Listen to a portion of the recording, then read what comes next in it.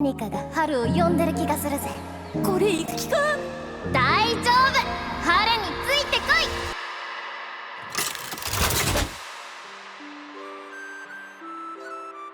い。 Wah, asli bagus banget, tapi sayang durasinya bentar banget.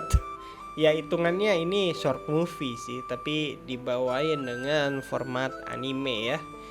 Jadi gua baru aja kelar nonton Loka, dan jujur walau ceritanya simple banget, tapi visualnya amat sangat memanjakan mata.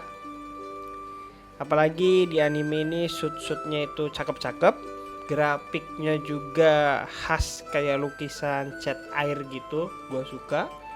Walau mereka kadang menyelipkan beberapa CGI, terus bahkan ada di bagian dimana scene bioskop yang kerasa banget itu pakai rekaman B-roll dunia asli, terus dibikin agak-agak animasi kayak gitu.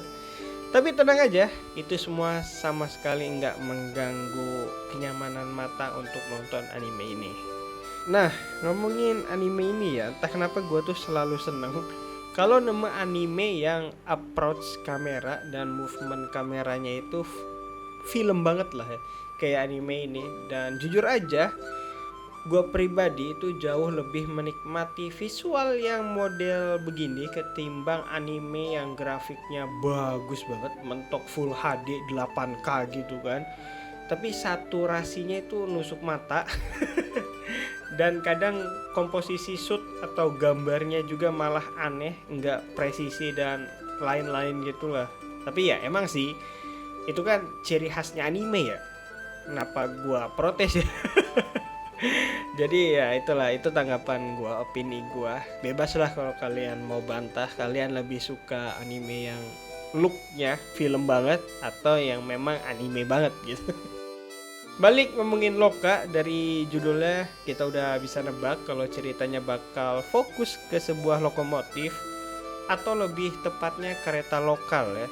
Soalnya di keretanya itu juga tertulis jalur lokal pakai C, bahasa Inggris. Ceritanya juga kita difokuskan ke si Haru sama Tomo yang enggak sengaja nemu lokomotif yang mungkin cuman sisa 2 gerbong doang. Terus akhirnya dengan menggunakan lokomotif itu mereka mulai berpetualang. Buat cerita yang sesingkat ini gua salut sih. Mereka banyak banget ngelakuin shoot eksperimen. Mereka banyak banget juga mainin long shoot sampai ke arah ekstrim long shoot. Tujuannya sudah jelas, itu mereka sengaja buat ngasih lihat betapa sepinya dunia post apokaliptik ini yang mereka tempatin. Bener-bener cuman ada mereka berdua. Walau ya sesekali kelihatan lah ada hewan di anime ini ya. Terus ada beberapa shoot yang menurut gua gokil eksekusinya, kayak shoot yang manfaatin kayak pantulan refleksi cermin, terus ada view dari CCTV gitu kan, sampai penggunaan lensa fisheye. Itu gua suka banget part itu, ditambah lagi cara mereka bikin movement dari shoot itu rapih banget dan cakep banget. Jadi apa ya, setelah melihat teknis movement dan lensa komposisi itu, gue sampai mikir sih, gue pengen nyoba bikin shoot kayak gitu tapi di real life gitu, kayaknya keren sih. Dan komposisi di anime ini juga gambarnya bagus-bagus, teknik frame in frame-nya juga cakep banget.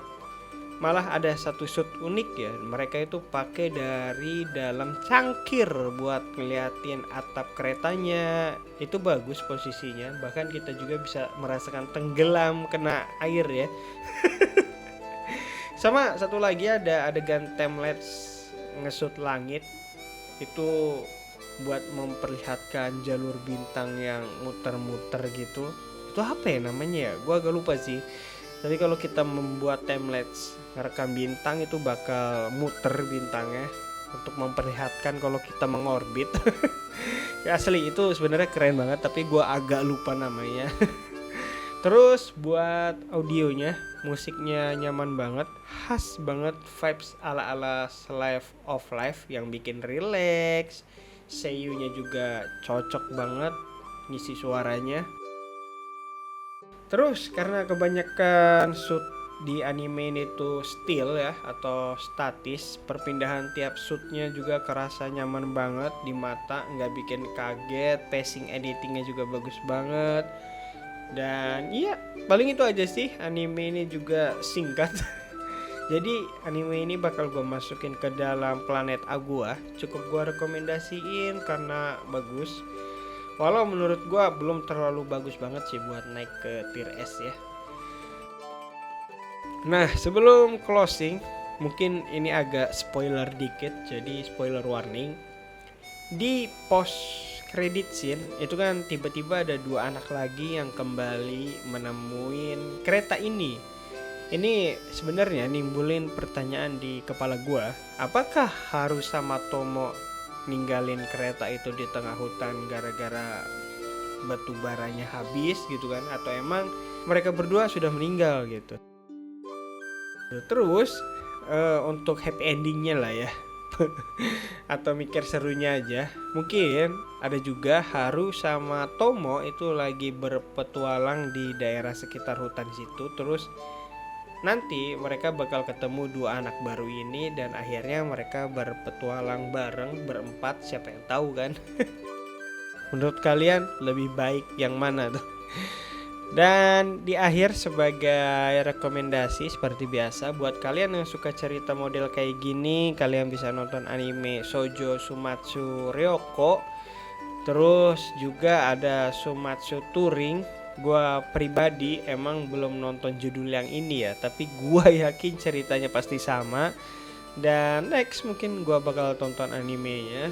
Lalu mungkin di akhir ada Kino no Tabi. Ini seru sih. Jadi silahkan tonton ketiganya kalau kalian belum nonton. Terima kasih sudah dengarkan cerita gua. Sampai jumpa di cerita gua selanjutnya dan bye bye.